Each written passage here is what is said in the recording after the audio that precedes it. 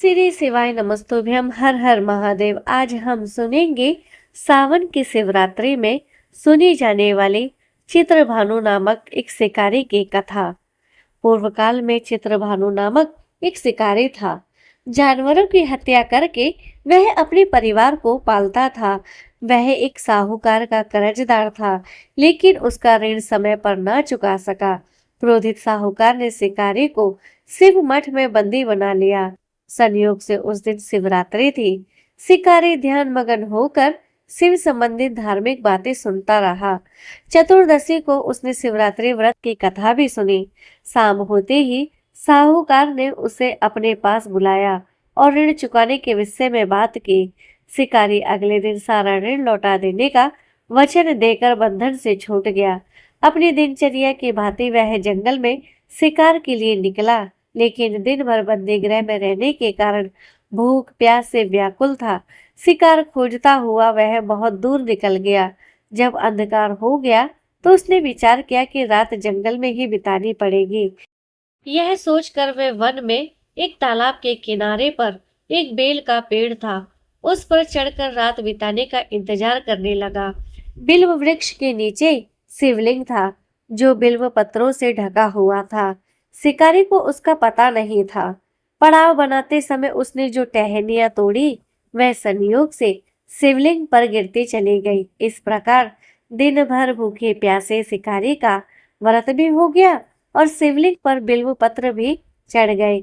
एक पहर रात्रि बीत जाने पर एक गर्भिणी हिरणी तालाब पर पानी पीने पहुंची। शिकारी ने धनुष पर तीर चढ़ाकर जो ही प्रत्यंचा खींची, हिरणी बोली, मैं गर्भिणी हूँ, शीघ्र ही प्रसव करूंगी। तुम एक साथ दो जीवों की हत्या करोगे, जो ठीक नहीं है।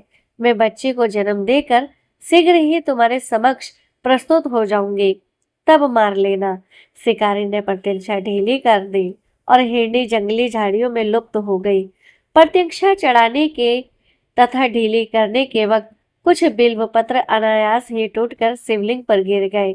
इस प्रकार उसने अनजाने में ही प्रथम पहर का पूजन भी संपन्न कर लिया। कुछ ही देर बाद एक और हिरणी उधर से निकली। शिकारी की प्रसन्नता का ठिकाना न रहा। समीप आने पर उसने धनुष पर बाण चढ़ाया। तब उसे देख हिरणी ने विनम्रता पूर्वक निवेदन किया, हे शिकारी, मैं थोड़ी देर पहले ऋतु से निवृत्त हुई हूँ। काम आतुर विरहिणी हूँ, अपने प्रिय की खोज में भटक रही हूँ। मैं अपने पति से मिलकर शीघ्र ही तुम्हारे पास आ जाऊंगी। शिकारी ने उसे भी जाने दिया। 2 बार शिकार को खोकर उसका माथा ठनका। वे चिंता में पड़ गया। रात्रि का आखिरी पहर भी बीत रहा था। इस बार धनुष से लगकर कुछ बेलपत्र शिवलिंग पर जा गिरे तथा दूसरे पहर की पूजा भी संपन्न हो गई। तभी एक अन्य हिरणी अपने बच्चों के साथ उधर से निकली। शिकारी के लिए यह बहुत ही अच्छा अवसर था। उसने धनुष पर तीर चढ़ाने में देर नहीं लगाई। वह तीर छोड़ने ही वाला था कि हिरणी बोली, हे शिकारी, मैं इन बच्चों को इनके पिता के हवाले करके लौटाऊंगी। बात तो मुझे मार देना, इस समय मुझे मत मारो, मुझे छोड़ दो। इस पर शिकारी हंसा और बोला, सामने आए शिकार को छोड़ दो, मैं तो ऐसा मूर्ख नहीं हूँ। इससे पहले मैं 2 बार अपना शिकार खो चुका हूँ। मेरे बच्चे भूख प्यास से व्यग्र हो रहे होंगे। उत्तर में हिरणी ने कहा, जैसे तुम्हें अपने बच्चों की ममता सता रही है, ठीक वैसे ही मुझे भी। हे शिकारी, मेरा विश्वास करो, मैं इन्हें इनके पिता के पास छोड़कर तुरंत लौटने की प्रतिज्ञा करती हूँ। हिरणी का दुख भरा स्वर सुनकर शिकारी को उस पर दया आ गई। उसने उस मृगी को भी जाने दिया। शिकार के अभाव में तथा भूख प्यास से व्याकुल शिकारी अनजाने में ही बेल वृक्ष पर बैठा बेलपत्र तोड़ तोड़ कर नीचे फेंकता जा रहा था। बहुत प्रतीक्षा करने के बाद एक हुष्ट पुष्ट मृग उसे रास्ते पर आया। शिकारी ने सोच लिया कि इसका शिकार वह अवश्य करेगा। शिकारी की तनी प्रतीक्षा देखकर मृग विनीत स्वर में बोला, हे शिकारी, यदि तुमने मुझसे पूर्व आने वाली 3 मृगियों तथा छोटे छोटे बच्चों को मार डाला है, तो मुझे भी मारने में विलंब ना करो, ताकि मुझे उनके वियोग में एक क्षण भी दुख ना सहना पड़े। मैं उन हिरणियों का पति हूँ। यदि तुमने उन्हें जीवन दान दिया है तो मुझे भी कुछ क्षण का जीवन देने की कृपा करो। मैं उनसे मिलकर तुम्हारे समक्ष उपस्थित हो जाऊंगा।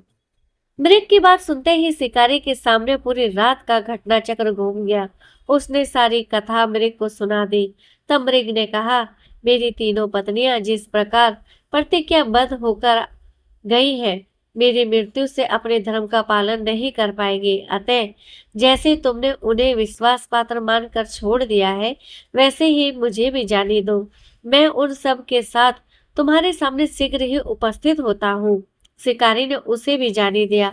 इस प्रकार प्रातः हो गई। उपवास, रात्रि जागरण तथा शिवलिंग पर बेलपत्र चढ़ने से जाने अनजाने में ही शिवरात्रि की पूजा भी संपूर्ण हो गई। पर अनजाने में की हुई पूजन का परिणाम उसे तत्काल मिला। शिकारी का हिंसक हृदय निर्मल हो गया, उसमें भगवत शक्ति का वास हो गया। थोड़ी देर में वह मृग सा परिवार शिकारी के समक्ष उपस्थित हो गया ताकि वे उनका शिकार कर सके, किंतु जंगली पशुओं की ऐसी सत्यता, सात्विकता एवं सामूहिक प्रेम भावना को देखकर शिकारी को बड़ी ग्लानि हुई। उसने मृग परिवार को जीवन दान दे दिया। अनजाने में शिवरात्रि के व्रत का पालन करने पर भी शिकारी को मोक्ष की प्राप्ति हो गई। जब मृत्यु काल में यमदूत उसके जीव को ले जाने आए तो शिवगणों ने उन्हें वापस भेज दिया तथा शिकारी को शिवलोक ले गए। भगवान शिव जी की कृपा से ही अपने इस जन्म में राजा चित्रभानु अपने पिछले जन्म को याद रख पाए तथा महाशिवरात्रि के महत्व को जानकर उसका अगले जन्म में भी पालन कर पाए। तो यह था सावन शिवरात्रि का महात्म्य। मेरे प्यारे भक्तजनों, मेरे प्यारे दोस्तों, अगर आपको यह कथा पसंद आए तो इस कथा को लाइक कीजिए, ज्यादा से ज्यादा शेयर करें और कमेंट बॉक्स में हर हर महादेव जय मां गौरी जरूर लिखें। इसी के साथ हरे कृष्ण, राधे राधे।